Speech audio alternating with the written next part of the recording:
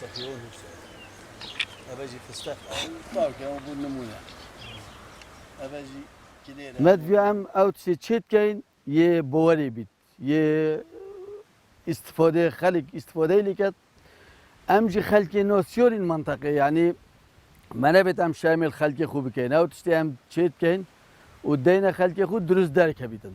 یه چندی مفیقیوی نخوری هم نزاین شویه اما یه دی حتی هم تجربه نکنیم فیقیوی نجاحت و المنطقه دا من نبیوه هم بدین خلق خوب بلدینا بلدینا بلدینا بس اگر شو بگم بس تلفون یه بیرون فایده و یکیش فایده تویدم که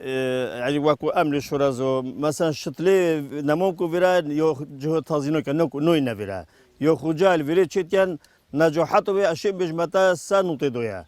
احتمال دل ترکو اندری ایرانی حتی تی نویره تون حوالی داتو هش بیتو یون کل دیگر گومت اوبدو بیساوی کوته کنه جاتن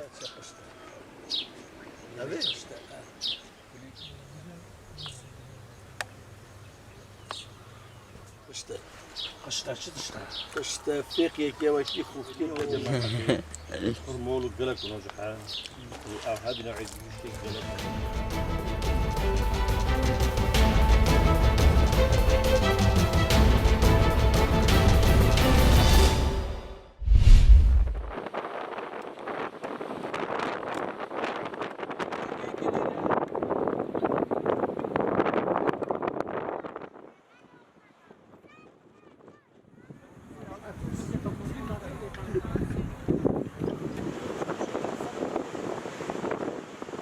او طبیعتان داد جوان آشغال و تشوت ودت کنه تیدا نو گیرن مثلا او طبیعتی بونده که طبیعتی را گیرن دبیل شور بین کرسنه کنه ایره طبیعتا خود جوان را گیرن هبه خاطر همه انسانه که همه کسه که هبه نخوشی و همه تشتکم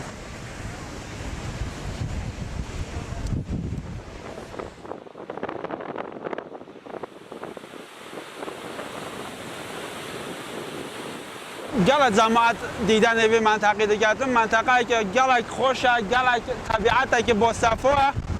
فقط جماعت از خوش جماعت دیگه هم که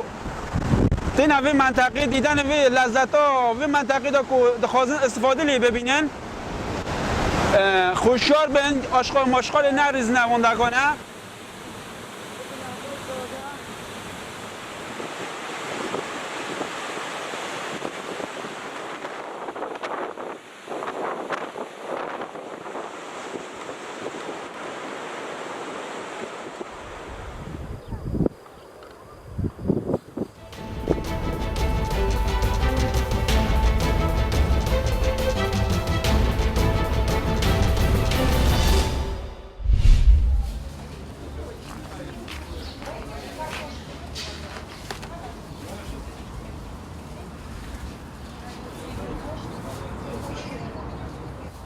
Смотри, Динара, смотри,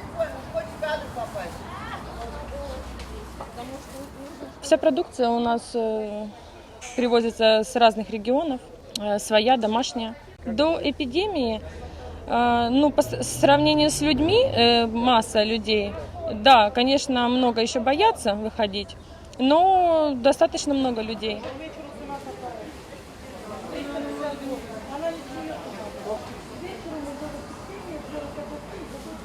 И приходят с каждым днем